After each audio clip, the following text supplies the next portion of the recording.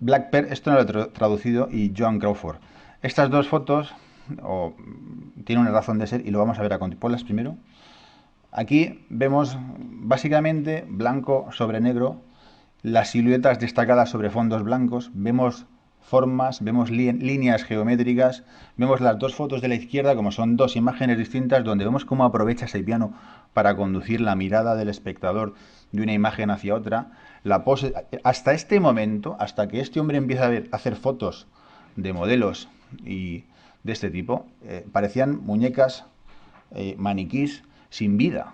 Revoluciona la fotografía del arte de moda hasta tal punto que muchas de las que vemos hoy en día están inspiradas en este fotógrafo. Y algún ejemplo, vamos a ver ahora otra fotografía más adelante. La de la derecha es Joan Crawford, Volantes, y fijaos en el rectángulo blanco sobre el que destaca la figura de la actriz, otro rectángulo a la izquierda de color negro, es decir, vemos formas, vemos líneas geométricas, vemos un cubo que es una especie de cojín probablemente, en la parte inferior de la izquierda. Es decir, yo aquí veo aquí también probablemente influencias incluso cubistas de pintores, pues ya hablamos de Picasso y de otros que exponían.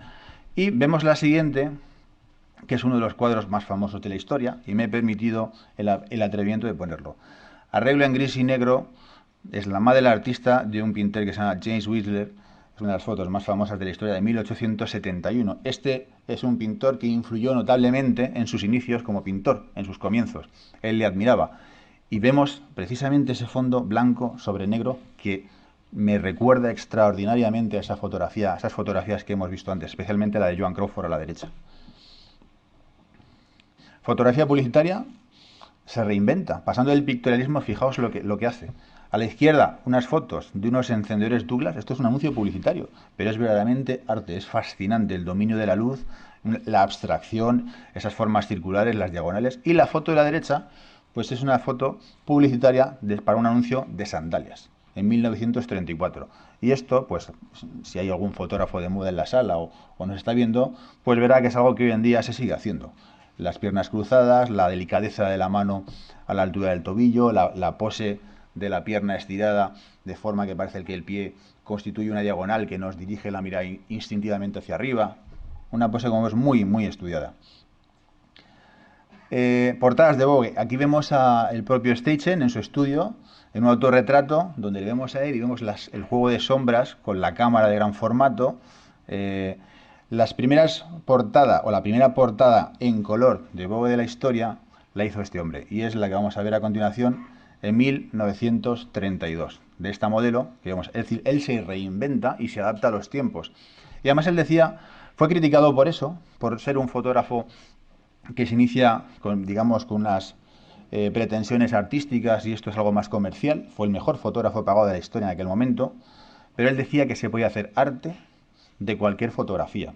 Es más, cuando tiene que readaptarse o pasar por ese segundo periodo formativo, lo que hizo fue coger una taza y una taza y el vaso de la perdón, el plato de la taza y hacer miles de fotos, pero miles de esa taza y de ese plato, hasta que obtenía los resultados, es decir, que él pretendía, y ya no lo volvió a hacer.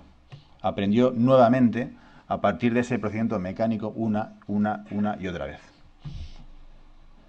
Greta Garbo, en la revista Life, dicen que es el retrato definitivo de Greta Garbo, el que vamos a ver a continuación, en una pose además que vemos que hoy se repite. ¿Cuántos fotógrafos o cuántos retratos hemos visto de personas con esta pose sujetándose la cabeza en esta posición?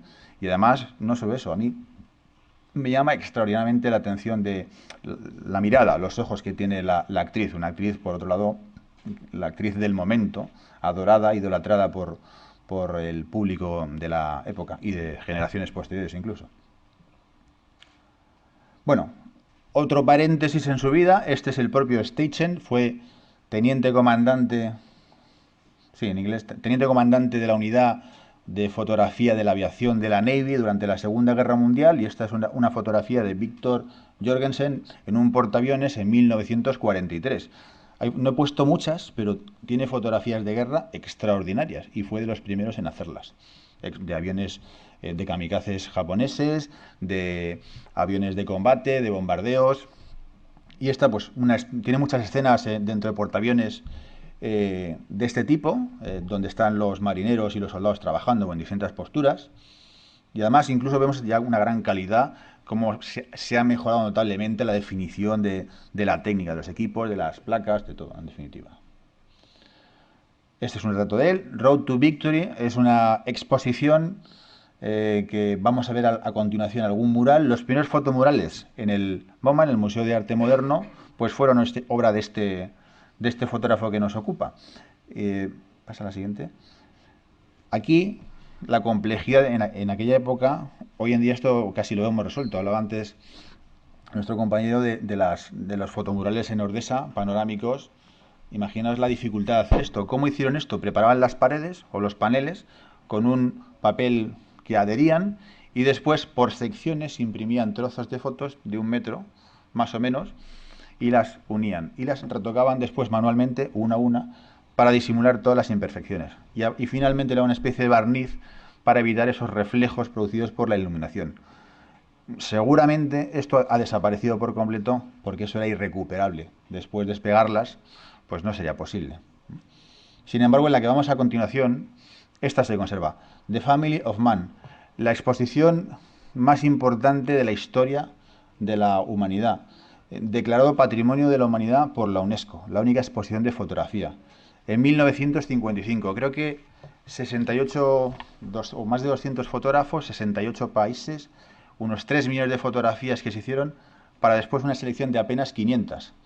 Esta exposición tuvo en los 5 o 6 años que estuvo de periplo internacional, porque recorrió varios países, 9 millones de visitantes. 9 millones. Es algo impensable hoy en día. La sala donde se celebró la exposición, en el MoMA, viene a continuación una fotografía. Bueno, esto ya lo hemos comentado. Algunos de los fotógrafos en nómina, fijaos qué lista de fotógrafos. Solo son algunos. Ansel Adams, Weston, Lance, Bresson, Duchamp, Adjet, Avedon, Brassai, Robert Frank, Irving Penn, Herbert Lees, Helmut Newton, Robert Capa, Bischoff, Albert Bravo, Bill Brandt, Seymour, Eugene Smith, Dorothy Lance, etcétera, etcétera. O sea, nunca jamás se ha reunido semejante grupo de talentos en la historia de la fotografía. La sala de exposiciones es algo parecido. Esto, ¿dónde está? Bueno, pues a la muerte de Steichen, como él nace en Luxemburgo, lo donó al Gran Ducado de Luxemburgo. Si no me equivoco, lo gestiona la nieta de Cartier-Bresson. Y el que quiera, el año que viene, en 2012, está en restauración y puede visitarla en Luxemburgo, en un castillo de la localidad de Clairvaux o algo así. Es que mi francés es muy malo, lo siento, lo lamento. Es nada más que de sexto de GB, entonces no dio más de mí. El año que viene será la inauguración y, bueno, más de uno de los de aquí, pues a lo mejor nos animamos y vamos a verla, ¿no? La transición al color. Bueno, además, otra etapa, llega la fotografía en color y realiza portadas, algunos retratos para la revista Time y algunos otros experimentos. Fue incluso jardinero, fue horticultor.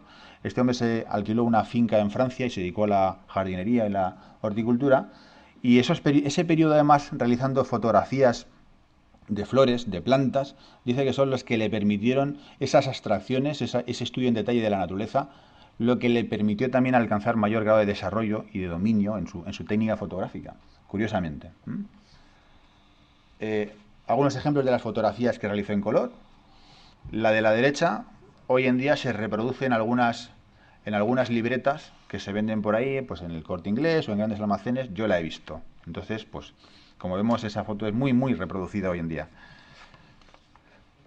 Bueno, la charca a la luz de la luna, también este título de esta fotografía lo podemos encontrar como puesta de luna también.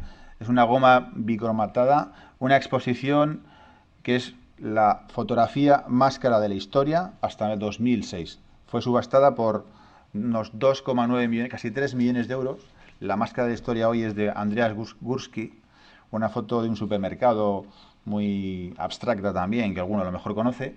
Pues hasta hace bien poco, esta era la más cara de la historia. Es una foto de un lago, un estanque cerca de Nueva York, y vemos la luna saliendo, eso es el reflejo de una charca, de un lago, una especie de reflejo en la parte izquierda de la fotografía, probablemente provocado, pues, un flare por la irradiación de los rayos de la luna en la lente. y de un corte también muy pictorialista.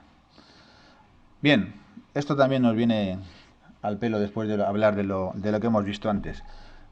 Se comentaba hace un momento, y me voy a permitir retroceder en el tiempo, la utilización de los filtros o Photoshop para conseguir ciertas cosas. Fijaos lo que dice, cualquier otro artista comienza con un canvas en blanco. El trabajo del fotógrafo comienza con el producto terminado, algo que se ha dicho aquí hace un momento. Lo que no podemos conseguir con un filtro de Photoshop es que si la nube estaba en el cielo y yo he quemado la exposición, las he sobreexpuesto, esa nube luego no va a estar en mi foto. Y por mucho que aplique un degradado en Photoshop, la nube no va a estar. Y a menos que haga dos exposiciones y las funda, pero eso ya es lícito, es legítimo, dependerá de cada uno, ¿no? Para terminar, me gusta siempre acabar con un retrato. Este es Stagehand por Yusuf Karch en 1965. Fijaos, es apenas 8 años antes de su muerte. Estuvo haciendo fotografías prácticamente hasta el último instante de su muerte y decía que necesitaba 6 vidas más para hacer lo que él quería. Se le quedó corto y vivió casi 90 años, ¿no? O más de 90. La última fotografía que vamos a ver a continuación es de Martha Graham. Martha Graham es una bailarina de baile clásico de la época que revolucionó la danza en Estados Unidos y que además fue fotografiada por muchos otros fotógrafos en distintas pues, actuaciones.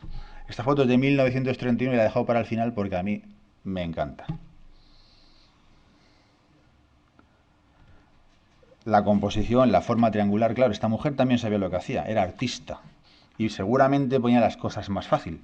Pero volvemos un poco y seguramente cuando lleguen las clases de composición, esas 4 lecciones, habrá de las formas básicas, de la línea, del triángulo, del círculo. Y aquí vemos dos formas muy claramente establecidas. Una imagen con un perfil triangular y una especie de iluminación, un foco, una luz de carácter circular. Incluso si nos atrevemos a seguir analizando un poco la imagen, a mí me da la impresión de que hay una especie de cerradura por la que estamos mirando la fotografía. Es decir, esa circunferencia, si la continuamos hacia abajo, forma casi la cerradura donde introducimos una llave y nos estamos introduciendo, nos da también esa sensación incluso de lugar. Me estoy metiendo dentro de la escena, dentro de la fotografía. La he puesto para el final porque para mí es una fotografía fascinante. Y con esto por hoy hemos acabado y espero haber despertado la curiosidad por este gran fotógrafo. Gracias a todos.